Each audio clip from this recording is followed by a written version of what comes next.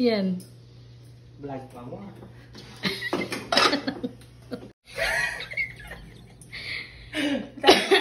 Ay, go. Yan, vlog pa more.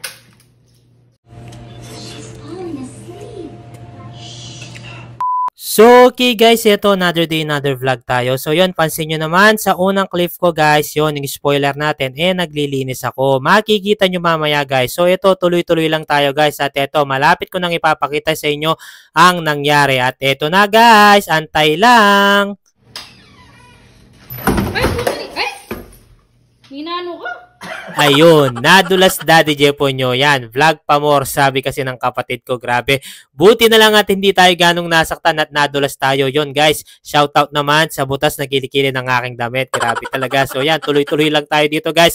Kahit anong mangyari, tuloy lang ang vlog natin. Kasama talaga sa training yan. So kung napapansin nyo guys, yan, hindi basta-basta ang pagbablog. Yan, kasama lahat talaga yan. Yan, part of training talaga yan Daddy Jepoy. Kaya okay lang yun. So for today's vlog pala guys, yan, ang lulutuin natin ay garlic shrimp. So yan, nakita ko kanina yung kay tita. So binili ko na yan. Pero una sa lahat guys, syempre, lilinisan lang naman natin yan. Napakadali lang naman linisin yan guys. Tanggalin mo lang yung ano niya, yung mga papa niya, tsaka yung parang bigote niya. Tapos yun, yung ano niya sa likod. Hindi ko alam anong tawag yan, pero napakatrabaho niyan. Pero for sure naman guys, yan, kahit naman matrabaho ito, sobrang sarap na gagawin ni Daddy Jepo nyo to. Actually guys, first time ko lang din gagawin yan. At nagpaturo lang din ako sa aking kapatid paano linisan yung mga hipon kasi sila yung mga expert talaga sa pagluluto nito.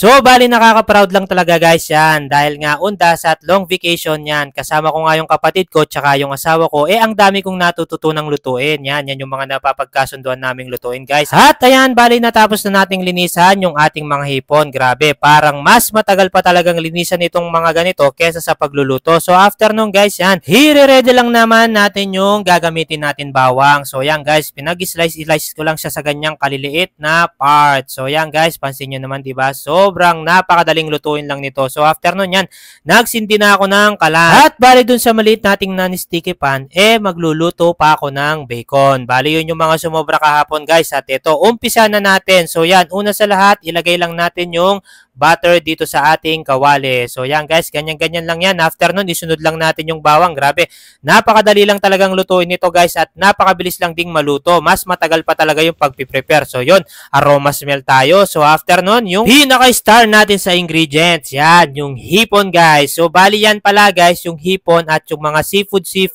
favorite din ni mami ko. So yun, naglagay lang tayo ng konting asin at konting seasoning. Grabe, ang bilis lang talagang maluto guys. So yan, mekos ka lang at ayun, nagsalang na rin ako ng bacon. So yan, para may pandagdag tayo sa ating uulamin. So yan guys, mabilisan na lang din. Naluto na yung ating garlic shrimp. So yan, may pa-plating pa ng konti si Daddy Jepo nyo. Grabe. For sure makakarami na naman tayong kanin. Talagang grabe. Itong holiday na to guys, talagang mananaba si Daddy Jepo nyo. Wala kaming ginawa kung hindi kumain ng kumain dito sa bahay habang kami naninindahan. So after nun, para talaga makumpleto na yung ating kakainin. Yan, pang balance lang guys yan. Nagawa na rin ako ng Nestle Cleansing Cucumber. Yan, kunwari healthy yan, pero hindi naman, sobrang tamis pa rin yan. Pang balance lang naman ng konti guys, para sa alat na kakainin natin at sobrang sarap na inumin. So after nung guys yan, syempre si Daddy Jepo nyo na rin yung magpiprepare dito sa mesa. So yan yung mga finished product natin at paparisan natin yan ng sobrang mabisang suka guys. Yan, nako grabe, ang sarap nyan pag sinausaw mo dyan sa ating napakamabisang suka. So ito guys, yan, nilagyan ko pa ng konting sauce yung ating kanin. So ito guys, enjoying the moment. Grabe, thank you Lord talaga at nagagawa namin tong mga ganitong sitwasyon at nakakain din namin yung aming mga gusto kahit papano. Kaya yan guys, pansin nyo naman, Daddy Jepo nyo, appreciating the moment at tuloy-tuloy lang sa pagkain. Yon, kain na po tayo mga sir, mga ma'am. Yan, grabe talaga. So yan, tuloy-tuloy lang kami dito guys at syempre kailangan itong niluto natin, tignan natin kung approve kay mami. So far naman, approve guys. So after nun guys, yan, yung pangmalakasan lang natin na cleansing na Nestle. Yan, maraming salamat po and thank you Lord. At syempre, bye-bye, finger heart kayo sa akin and God bless you po.